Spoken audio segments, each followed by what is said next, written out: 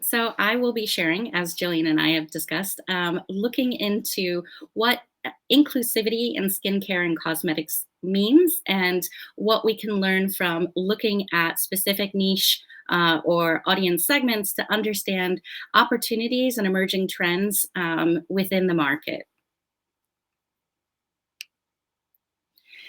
So, as I mentioned, we first started looking at the audience as a whole to understand the differences and the of between when you look at the loudest conversation and the loudest voices versus the needs, desires, and potential for impact within specific niches or audience segments. That's not to say that this is completely undiscovered or underserved, but there are differences when you look at the needs and the interests of the kind of the biggest volume, which in this case is Caucasian American, versus those audiences and segments that have different interests or skincare attributes that need to be addressed. These audiences or niches aren't necessarily small. So, for example, men's personal care in the US is targeted to be 166 billion this year, and African American hair care is 2.5 billion. This idea of addressing the needs of the individual consumer, not just one kind of market, has already been touched on by some companies as they both market and communicate, but also as they develop products. So in 2017, Rihanna released Fenty Beauty, whose foundation comes in over 50 colors. And big brands in the US have started making pledges to make sure that at least 15% of their shelf space for skincare and cosmetics is of African American owned businesses and brands. So it's already started to be addressed that there are interests to both purchase and consume products based on the different individual skincare or skincare needs or options available. So it serves us to not just look at, in this case, the loudest or largest audience, which is Caucasian women, but to look at the different audiences and niches to understand kind of the opportunities and emerging trends and needs of those different audiences and segments.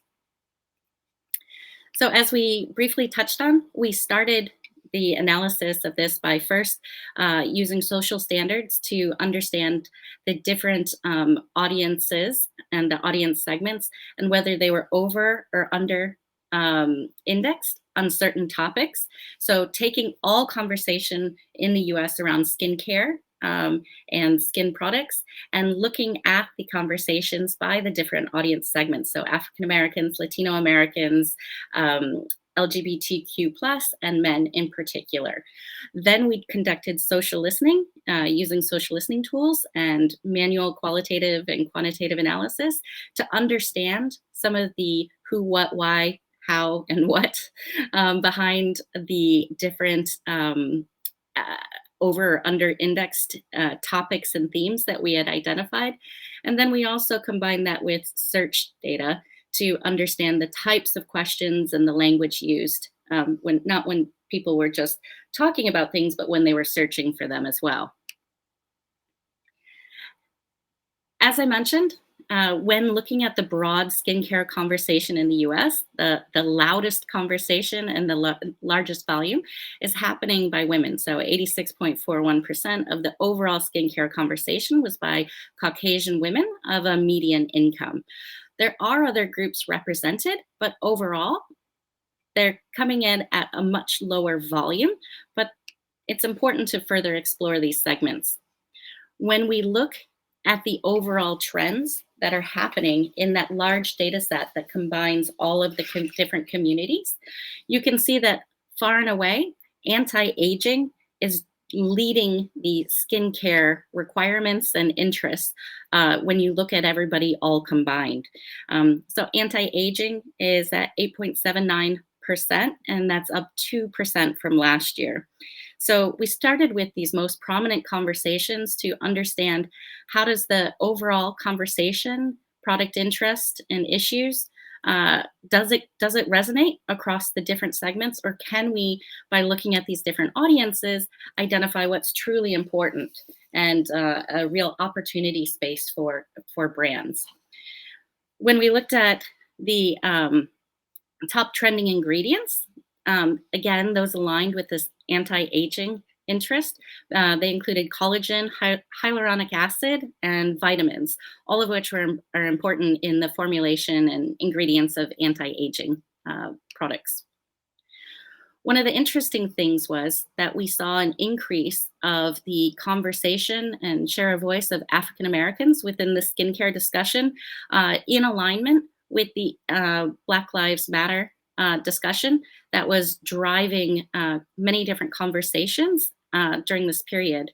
And it's not just limited to African Americans, but there's been an increase of non binary skincare happening alongside this. So all of these different audiences or segments are increasing in their share of voice within this kind of conversation about skincare within the US. When we look at them, separating them out into these different segments and look at the overall trends here on the left, the growing trends I mentioned were anti-aging, glowing skin, but it's different when you look at the different audiences and segments as kind of individual groups. So whereas anti-aging and glowing skin was most important in that overall kind of data set, which was primarily dominated by Caucasian women, there are differences for African Americans where Black owned what was very important to them. Asian Americans wanted things dermatologically tested, were very interested in the scientific claims, and male audiences were also looking for things that had a good reputation, such as board certified or endorsed. Once you start to look at the individual segments and what's important to them, you can start to identify opportunities and trends, not just for your communications, but identify, emerging trends for product formulation and things as well. So of the three trends that we've identified here, the first was within the African American community. One of the main skincare concerns is vitiligo. If you're not familiar with it, vitiligo is a depigmentization of the skin. For the different skin tones, it may be more or less noticeable depending on how dark or how light your skin is to start with. So vitiligo was over-indexed within the conversations of the African American community, but it does appear across all different skin tones, but it's much more noticeable when you have complete depigmentization of skin with darker skin than lighter skin. And it's not just a makeup issue of covering up the skin, but a skincare issue as well. As you can see here, the one of the most prominent hashtags of skincare, followed closely by makeup. And this is really important to understand when both creating kind of products or solutions or services for vitiligo and vitiligo patients, that while a number of them choose to cover it up with makeup because it can be, it can be stigmatizing when people stare at them or see this difference in the colorization of their skin. For many, there's a large cost to that if you need to cover up on an ongoing basis. And this has also led to people taking a more positive personal stance on being makeup free and embracing themselves as who they are. The vitiligo can also cause challenges because it's not necessarily well known outside of people who have it. And so there's a need for both kind of more information and advocacy, but also skincare products and effective solutions that can help them, because those areas of the skin are more at risk to getting sunburned or having other skin issues, especially if they're applying different topical solutions to help the skin in that area. So there's opportunities across the board for vitiligo, but in particular within the African American community, there's opportunities both in the kind of awareness raising, the skincare regime, as well as makeup and or body positivity. So looking at these different groups, again, we can take a look at the ingredients that are important or are over-indexed within the conversations. So comparing again to the left side, which is the overall conversation, where collagen, vitamin B, retinol, all anti-aging ingredients were important. We see a real difference when we look across the different niches. So for African Americans, again, you see cocoa butter, sugar, sea minerals, these really more natural ingredients. And for the male audience, again, you're seeing some of those as well. But what we saw across all of them was that there was a real interest, not just in natural ingredients, or here for the Asian American ones that maybe have cultural relevance, but cannabinoids, so CBD and skincare.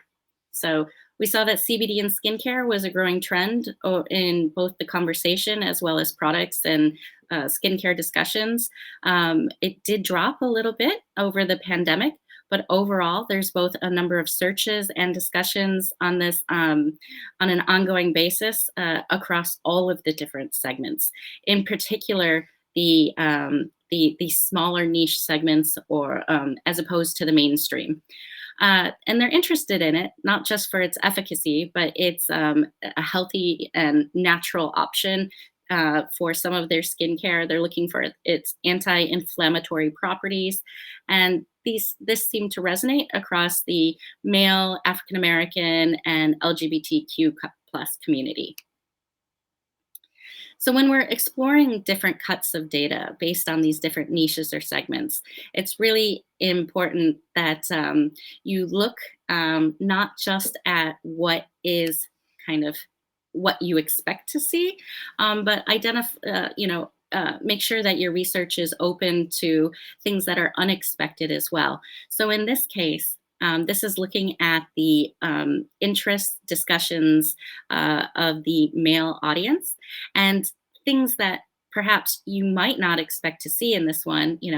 Up here is facials, and here is lip plumpers and lip treatments. So typically, one might not associate lip plumpers with the male audience, but it's being discussed, it is of interest.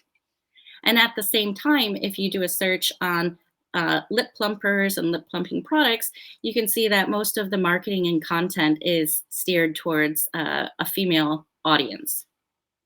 So the current marketing, the current products aren't really targeted to the interests and needs of those in a kind of a consumer segment that has an interest in this area. While this may mean that these products, will be coming out on the market soon, it may say something too about a shift from kind of current and previous beauty standards of men, moving to new and different and potentially inclusive beauty standards for men and different audiences and segments. So looking at the loudest voice, the largest conversation, the biggest volume, there are many things that you can learn.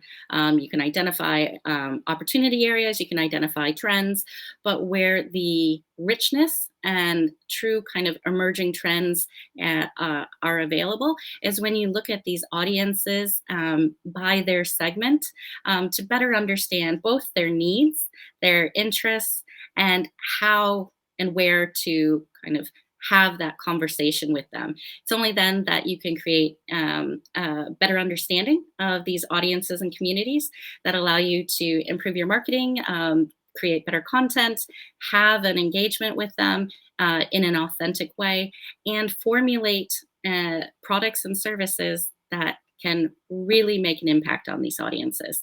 So I hope that this brief glimpse into kind of looking at inclusivity and skincare may open your eyes to ways that looking at niche audiences can help better inform your decision making.